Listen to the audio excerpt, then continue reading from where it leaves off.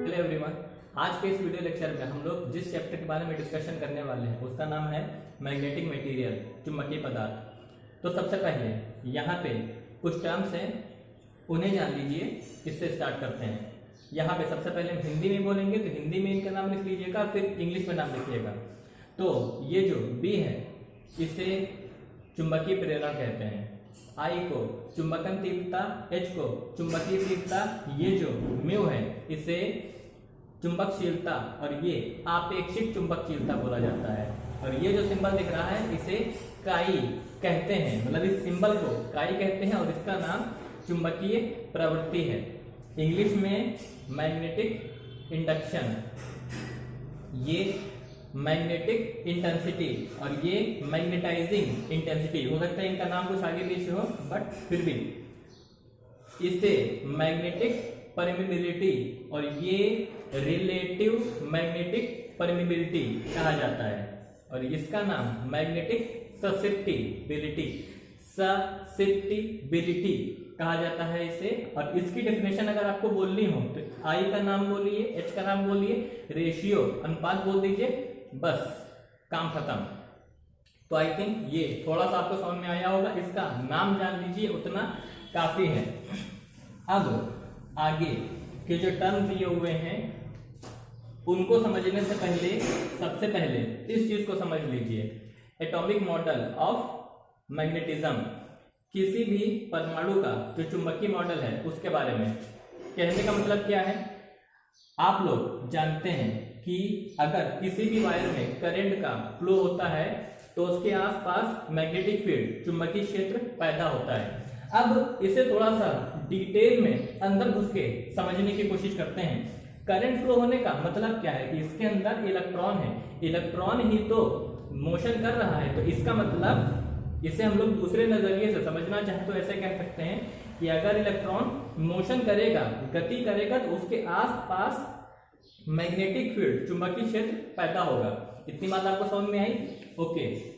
तो इसी तरीके से कोई भी एटम, ये नाभिक है और इसके चारों ओर ये इलेक्ट्रॉन चक्कर काट रहा है। ध्यान से समझिएगा, क्योंकि इसके जरिए आपको बहुत बड़ी हकीकत पता चलने वाली है, किसी भी चीज के अंदर आखिर मैग्नेटिज्म पैदा कैसे होता है। तो ये नाभिक है और इसके आसपास इलेक्ट्रॉन चक्कर लगा रहा है, और वायर में भी इलेक्ट्रॉन चक्कर लगा रहा था, यहाँ पे भी इलेक्ट्रॉन चक्कर लगा रहा है। तो सोच के देखिए, ये जो इलेक्ट्रॉन चक्कर लगा रहा है, मैक्सवेल के नियम से क्या इस इलेक्ट्रॉन के मोशन की वजह से यहाँ पर मैग्नेटिक फील्ड या चुंबकीय क्षेत्र क्या पैदा नहीं होगा? बिल्कुल होगा। यहाँ पे अगर देखा जाए तो इस इलेक्ट्रॉन के मोशन की वजह से यहाँ पे जो मैग्नेटिक फील्ड है वो इधर से बाहर की ओर निकलेंगी और इधर से एंटर करेंगी। तो कहने का मतलब क्या है? कहने का मतलब यही है कि दुनिया में कोई भी परमाणु हो उसमें इलेक्ट्रॉन तो चक्कर काटते ही हैं। ये एक मटेरियल है, इसमें कई सारे के सारे परमाणु हैं, और जितने भी परमाणु हैं इन सब में इलेक्ट्रॉन किसी न किसी तरीके से चक्कर काट रहा होगा। तो जिसमें परमाणु में इलेक्ट्रॉन इस तरीके से चक्कर काट रहा होगा उसका एक मैग्नेटिक फील्ड निकल के आएगा एक डायरेक्शन में। जिसमें परमाणु ऐसे चक्कर काट रहा होगा उसका मैग्नेटिक फील्ड किसी दूसरी डायरेक्शन में निकल करके आएगा। तो यहाँ पर अगर देखा जाए तो किसी भी मटेरियल में जो एटम है, परमाणु है, उसमें चक्कर लगाने वाले एक इलेक्ट्रॉन की वजह से एक डायरेक्शन में मैग्नेटिक फील्ड नेट निकल करके आता ही है कोई ना कोई। तो ये किसी भी एटम का मैग्नेटिक मॉडल है। अब यहाँ पे आगे कुछ वर्ड्स का मतलब समझ लीजिए। सबसे पहले तो लिख लीजिए। पहला नाम अनुचुंबकीय, दूसरा प्रतिचुंबकीय, तीसरा लौ चुंबकीय। ये मैग्नेटिज्म के आधार पे, चुंबकत्व के आधार पे किसी भी मटेरियल का डिवीजन है। जैसे चालकता के आधार पे, करंट का फ्लो होने के आधार पे चालक, अचालक और अर्धचालक था, सेम टू सेम। ये मैग्नेटाइजेशन के आधार पे, चुंबकत्व के आधार पे डिवीजन है। अनुचुंबकीय, प्रतिचुंबकीय और लौ चुंबकीय। इंग्लिश में डायामैग्नेटिक, पैरामैग्नेटिक और फेरोमैग्नेटिक। तो आइए समझते हैं कि ये क्या होते हैं। अब देखिए इनकी जो डेफिनेशन है उसके 2-3 टाइप हैं। सबसे पहले तो ये समझ लीजिए कोई भी चीज मैग्नेट बनती कैसे है कि आपके पास एक मैग्नेटिक मटेरियल है, इसको आप चुंबकीय क्षेत्र में रखेंगे तो ये या तो चुंबक के पास आएगी या तो इससे दूर हट जाएगी, तो अनचुंबकीय उसी को कहते हैं कि आपने किसी भी मटेरियल को, मतलब ये मान लीजिए मैग्नेट है नॉर्थ और ये साउथ, इस मैग्नेट में आपने किसी मटेरियल को रखा तो वो अगर मैग्नेटिक फील्ड की डायरेक्शन में चुंबकीय क्षेत्र की दिशा में चुंबकित हो जाता है, मैग्नेटाइज हो जाता है, तो उसे क्या बोलेंगे? अनचुंबकीय। अच्छा, उसके उल्टी दिशा में मैग्नेटाइज हो जाता है तो उसे पैरामैग्नेटिक, प्रतिचुंबकीय कहेंगे। और अगर उसी दिशा में मैग्नेटाइज होता है लेकिन बहुत ज्यादा मात्रा में, तो उसे फेरोमैग्नेटिक या लौ चुंबकीय बोलेंगे। मतलब कि अनचुंबकीय प्रतिचुंबकीय एक ही चीज है, लेकिन ये थोड़ा सा मैग्नेटाइज होगा और ये बहुत ज्यादा मैग्नेटाइज होगा। इसके ऊपर बहुत ज्यादा दिमाग लगाने की कोशिश मत कीजिएगा।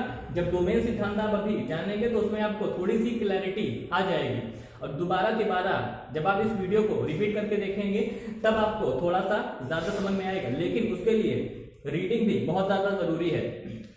तो ये तो पहली डिवीजन थी, किस चीज के आधार पे? मैग्नेटिक फील्ड के आधार पे। दूसरा, इलेक्ट्रॉन के आधार पे। आपने केमिस्ट्री में युग्मित और अयुग्मित, पेयर्ड और अनपेयर्ड इलेक्ट्रॉन के बारे में पढ़ा होगा। ना जाना हो तो सबसे पहले उसके बारे में जान लीजिए, तब ये चीज आपको बेहतर तरह से समझ में आएगी। हो सकता है आपने देखा हो, ना देखा हो तो केमिस्ट्री में जो एटॉमिक स्ट्रक्चर है आधुनिक वाली परमाणुीय संरचना, उसके बारे में पढ़ लीजिए, ये चीज आपको अच्छे समझ में आ जाएगी। तो ये क्या होता है? ये अयुग्मित अनपेयर्ड इलेक्ट्रॉन है। अब अनपेयर्ड इलेक्ट्रॉन होने का मतलब क्या है कि एक इलेक्ट्रॉन चक्कर काट रहा है। समझिए थोड़ा सा, एक इलेक्ट्रॉन चक्कर काट रहा है, इसकी वजह से एक डायरेक्शन में मैग्नेटिक फील्ड मिलेगी, तो ये क्या होगा? अनुचुंबकीय पदार्थ होगा। तो अनुचुंबकीय पदार्थ किन्हें कहते हैं? जिसमें अयुग्मित इलेक्ट्रॉन होंगे, अनपेयर्ड इलेक्ट्रॉन होंगे, उसे अनुचुंबकीय पदार्थ बोलेंगे। और जिसमें भी अनपेयर्ड इलेक्ट्रॉन, अयुग्मित इलेक्ट्रॉन नहीं होंगे, जोड़े में होंगे, उन्हें प्रतिचुंबकीय बोलेंगे। क्योंकि इस डायरेक्शन में एक इलेक्ट्रॉन चक्कर काट रहा है तो इधर मैग्नेटिक फील्ड मिला, और उसके उल्टी दिशा में दूसरा इलेक्ट्रॉन चक्कर काटेगा तो उल्टी दिशा में मैग्नेटिक फील्ड मिलेगा। ऊपर और नीचे के मैग्नेटिक फील्ड की वजह से टोटल मैग्नेटिक फील्ड जीरो निकल करके आता है। और इसमें और इसमें वही डिफरेंस है कि इसमें अनचुंबकीय में अयुग्मित इलेक्ट्रॉन होते हैं, थोड़े से कम होते हैं, और इसमें थोड़े से ज्यादा होते हैं। तो ये दोनों डिवीजन थे अनुचुंबकीय, प्रतिचुंबकीय और लौ चुंबकीय पदार्थ के, दो डिवीजन के आधार पे। अब इसके बाद में डोमेन थ्योरी, ये लौ चुंबकीय, जैसे आप देख सकते हैं डोमेन सिद्धांत, ये लौ चुंबकीय पदार्थ फेरोमैग्नेटिक मटेरियल, उसके लिए लिखी गई है। और इसका एक्सप्लेनेशन बिल्कुल सिंपल सा है कि ये जो मटेरियल है लौ चुंबकीय पदार्थ, अभी ये नॉर्मल है, ये मैग्नेट नहीं बना हुआ है। कुछ समय के लिए इसको अगर बाहर के किसी चुंबकीय क्षेत्र में मैग्नेटिक फील्ड में हम लोग रख देते हैं तो ये मैग्नेट बन जाता है। कैसे? तो उसके लिए डोमेन सिद्धांत दिया जाता है कि इसके अंदर के जो परमाणु है, एटम है, उसमें कुछ परमाणु एक दिशा में मैग्नेटिक फील्ड उत्पन्न कर रहे हैं, कुछ परमाणु किसी दूसरी दिशा में, कुछ परमाणु किसी और दिशा में। तो ये जो एरो आप देख रहे हैं, ये एक डायरेक्शन में जाने वाले परमाणुओं के मैग्नेटिक फील्ड को दिखा रहा है। तो ये पूरा का पूरा जो कवरेज एरिया है, इसके जितने भी एटम हैं वो उस दिशा में मैग्नेटिक फील्ड को फेंक रहे हैं। इसके जो परमाणु है वो इस दिशा में, इसके परमाणु ऊपर की तरफ, इसके नीचे की तरफ। जब एक डायरेक्शन में, समझिए, जब एक डायरेक्शन में मैग्नेटिक फील्ड को लगाया जाता है, तो मान लीजिए कि ये जो एटम है इसके ऊपर मैग्नेटिक फील्ड लगा, इसके ऊपर जब मैग्नेटिक फील्ड लगेगा तो इसकी डायरेक्शन धीरे धीरे जो बाहर का मैग्नेटिक फील्ड है उसी दिशा में आ जाएगी। जैसे कि मान लीजिए कि कहीं पर कोई पेपर पड़े हुए हैं और एक तरफ से आप पंखा चला दें तो जिस दिशा में हवा जाएगी सारे के सारे पेपर उसी दिशा में जाने लगेंगे कि नहीं? सेम टू सेम उसी तरह यहाँ पे जब उस दिशा में आप मैग्नेटिक फील्ड लगाएंगे तो जितने भी एटम की डायरेक्शन अलग है उनकी दिशा धीरे धीरे हौले हौले से यहाँ पे बाहर के मैग्नेटिक फील्ड की दिशा में आने लगेगी, जिसकी वजह से एक समय के बाद में जितने भी यहाँ पे एटम हैं या डोमेन है वो मैग्नेटिक फील्ड की डायरेक्शन में ही आ जाएंगे और ये पूरा का पूरा जो मटेरियल है वो मैग्नेट में तब्दील हो जाएगा। तो इसी चीज को डोमेन सिद्धांत बोलते हैं कि यहाँ पर अलग अलग छोटे छोटे डोमेन बने हुए थे, ग्रुप्स बने हुए थे और अंत में मैग्नेटिक फील्ड लगाने के बाद में सारे के सारे ग्रुप जो है वो मर्ज हो जाते हैं, कंबाइन हो जाते हैं, मिक्स हो जाते हैं। तो ये डोमेन थ्योरी थी मैग्नेटिज्म की। आई थिंक ये थोड़ा सा आपको समझ में आया होगा।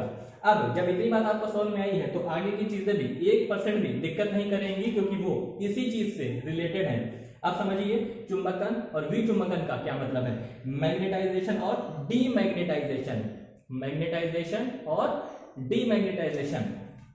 तो इतना तो आपने समझ लिया कि किसी भी मटेरियल को, ये एक मटेरियल है, इसे अगर हम लोग किसी बाहर के मैग्नेटिक फील्ड में रखेंगे तो क्या होगा, ये कुछ समय के बाद में मैग्नेट बन जाएगा। कैसे? उसी तरीके से ओरिएंटेशन के जरिए। तो ये जब मैग्नेट बन जाएगा तो उसी चीज को क्या बोलेंगे, मैग्नेटाइजेशन, चुंबकन। अब मान लीजिए ये मैग्नेट बन चुका है। अच्छा, ये मैग्नेट कैसे बना है, क्योंकि इसके अंदर के जितने भी एटम हैं वो सब एक ही डायरेक्शन में आ गए हैं, स्थिर हो गए हैं, इस वजह से। अब अगर हम लोग इसके उल्टी दिशा में मैग्नेटिक फील्ड को लगा दें, ये मैग्नेट बना कैसे था, हम लोगों ने उधर मैग्नेटिक फील्ड लगाया था। अगर इसके उल्टी दिशा में मैग्नेटिक फील्ड को लगा दिया जाए, चुंबकीय क्षेत्र को लगा दिया जाए, तो क्या होगा, इसके परमाणु अस्त व्यस्त हो जाएंगे। जैसे ये बिल्कुल उसी तरह है कि आप एक तरफ से बाल सेट करो कंघी करके और वहीं पर आप दूसरी तरफ कंघी करने लगो तो बाल एकदम से सेट नहीं होंगे, वो बिगड़ जाएंगे। सेम टू सेम उल्टी दिशा में जब आप मैग्नेटिक फील्ड को लगाएंगे तो इसका जो मैग्नेटिक फील्ड बढ़ा था वो धीरे धीरे धीरे करके घटना शुरू होगा। और जब वो घटेगा तो जैसे ही वो घटा, घट के 0 पर आया, बस स्विच ऑफ, मैग्नेटिक फील्ड को बंद कर लीजिए। तो हुआ क्या, ये जो चीज मैग्नेट बनी हुई थी इसके अंदर का जितना भी मैग्नेटिज्म था, चुंबकत्व था, वो समाप्त हो चुका है। तो इसी चीज को क्या बोलते हैं, डीमैग्नेटाइजेशन या विचुंबकन। मतलब किसी मटेरियल को मैग्नेट बनाना, मैग्नेटाइजेशन, और मैग्नेट से दोबारा लोहा बना देना, दोबारा से मटेरियल बना देना, उसे विचुंबकन बोलेंगे। आई थिंक इतनी बात आपने समझ ली होगी। अब इसके बाद में ये बहुत ही इंटरेस्टिंग है और इंपॉर्टेंट भी है, शौथिल्य वक्र और शौथिल्य हानि, और तीसरा शौथिल्य, हिस्टेरिसिस, हिस्टेरिसिस कर्व और हिस्टेरिसिस लॉस। तो आइए इसे समझते हैं। जैसा कि आप देख सकते हैं इस ग्राफ में इधर I लिखा हुआ है, इधर H लिखा हुआ है। इसका सिंपल सा मीनिंग है कि ये जो मटेरियल है उसके ऊपर बाहर से जो मैग्नेटिक फील्ड लगाया जाएगा वो ये है, इस लाइन पे, और इस मैग्नेटिक फील्ड की वजह से इसके अंदर जो मैग्नेटिक फील्ड पैदा होगा, उत्पन्न होगा, वो इस लाइन पे है। शुरुआत में क्या हुआ है, शुरुआत में इसके बाहर भी मैग्नेटिक फील्ड नहीं लगाया गया और इसकी वजह से इसके अंदर भी मैग्नेटिक फील्ड 0 है। धीरे धीरे हम लोग यहाँ पे क्या करेंगे, बाहर का मैग्नेटिक फील्ड बढ़ाएंगे, जिसकी वजह से इस मटेरियल के अंदर भी थोड़ा बहुत मैग्नेटिज्म उत्पन्न होगा। जैसे कि आप देख सकते हैं ग्रेजुअली धीरे धीरे करके यहाँ पर मैग्नेटिक फील्ड बढ़ाया है, जिसकी वजह से इसके अंदर का भी मैग्नेटिक फील्ड बढ़ा है यहाँ पे। तो इसकी वजह से ये लाइन ऐसे गई है। ये लाइन किस चीज को दिखा रही है कि जैसे जैसे हम लोग बाहर से मैग्नेटिक फील्ड को बढ़ाएंगे, चुंबकीय क्षेत्र को बढ़ाएंगे, वैसे इसके अंदर भी मैग्नेटिक फील्ड बढ़ेगा, इंक्रीज करेगा। तो इतनी बात आपको समझ में आई। अब क्या हुआ है यहाँ पे, इसका मतलब क्या, ये नीचे आने का कि हम लोगों ने बाहर से मैग्नेटिक फील्ड को घटाया है, हम लोगों ने बाहर से मैग्नेटिक फील्ड को घटाया, तो इसके अंदर भी मैग्नेटिक फील्ड घटना शुरू होगा। लेकिन बाहर का मैग्नेटिक फील्ड पूरा का पूरा हटाने के बाद भी ये 0 नहीं होगा, थोड़ा सा मैग्नेटिज्म इसके अंदर बाकी रह जाएगा। देखिए इसको धीरे धीरे कम किया गया है, लेकिन बाहर का मैग्नेटिक फील्ड यहाँ पे, इसका मतलब 0 है, बाहर का मैग्नेटिक फील्ड 0 करने के बाद में भी मटेरियल के अंदर का जो मैग्नेटिक फील्ड था वो जीरो नहीं हुआ है।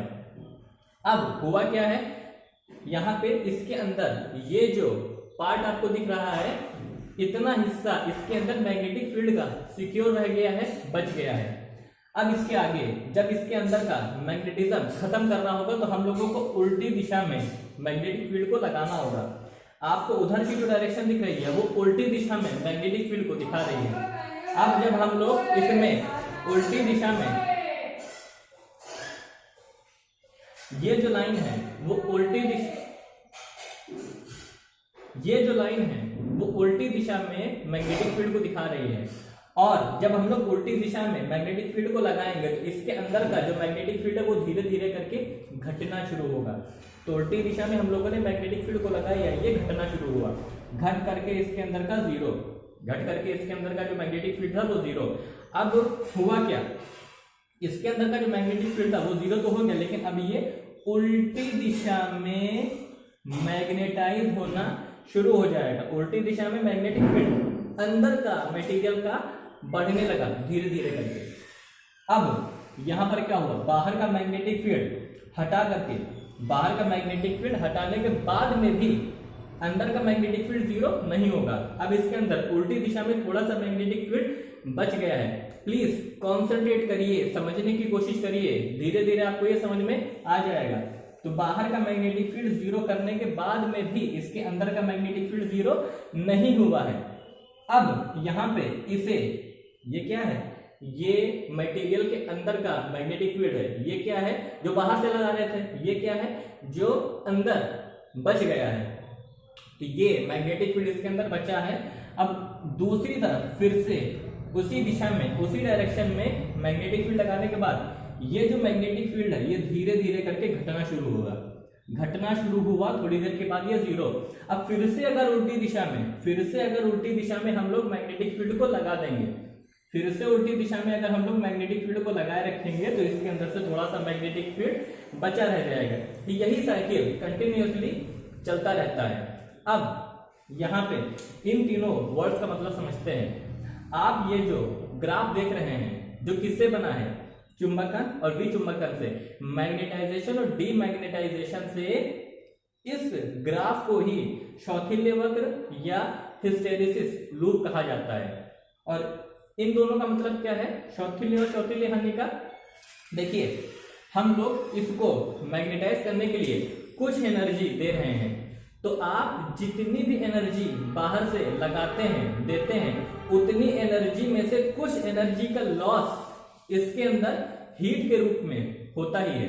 मतलब जैसे अगर आप खाना बना रहे हैं गैस में या बाइक चला रहे हैं, तो आपने अगर 100 रुपए का पेट्रोल खरीदा है तो वो 100 का 100 जो पेट्रोल का प्राइस है वो क्या सिर्फ चलने में यूज होता है? नहीं, कुछ ना कुछ वेस्टेज उसमें होती जरूर है। खाना पकाने में भी जितनी आप आग जलाते हैं वो पूरी की पूरी कुक को फूड कर,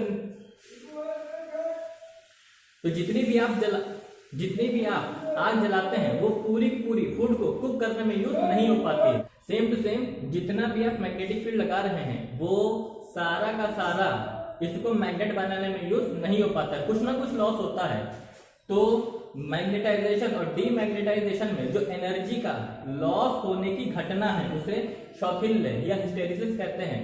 और इसकी जो क्वांटिटी है, मात्रा है, मतलब एनर्जी का लॉस होना, यह शौथिल्य कहा जाएगा। और एनर्जी जितनी मात्रा में लॉस होगी उसे शौथिल्य हानि या हिस्टेरिसिस लॉस बोला जाएगा। अब यहाँ पे ये दो जो लास्ट के वर्ड बचे हुए हैं, धारशीलता और निग्राहिता, कोर्सिविटी और रिटेंटिविटी, इसका मतलब क्या है? देखिए आप जो ये लाइन देख रहे हैं यहाँ पे, इसे धारणशीलता या कोर्सिविटी बोलते हैं। और ये लाइन देख रहे हैं इसे निग्राहिता या रिटेंटिविटी कहते हैं। मतलब समझिएगा, ये जो लाइन है वो क्या है, किसी मैग्नेट के अंदर जो मैग्नेटिक फील्ड बच गया है उसने धारण कर लिया है, ग्रहण कर लिया है, उसे बोलेंगे धारणशीलता, जो इस लाइन के जरिए पता चल रहा है। और जितना मैग्नेटिक फील्ड अंदर आ गया है उसे निकालने के लिए बाहर से जो लगाना पड़ेगा वो निग्राहिता वर्ड को रिलेट करिएगा। निग्राहिता, निकालने के लिए जितना भी मैग्नेटिक फील्ड लगाया गया है उसे निग्राहिता या रिटेंटिविटी कहेंगे।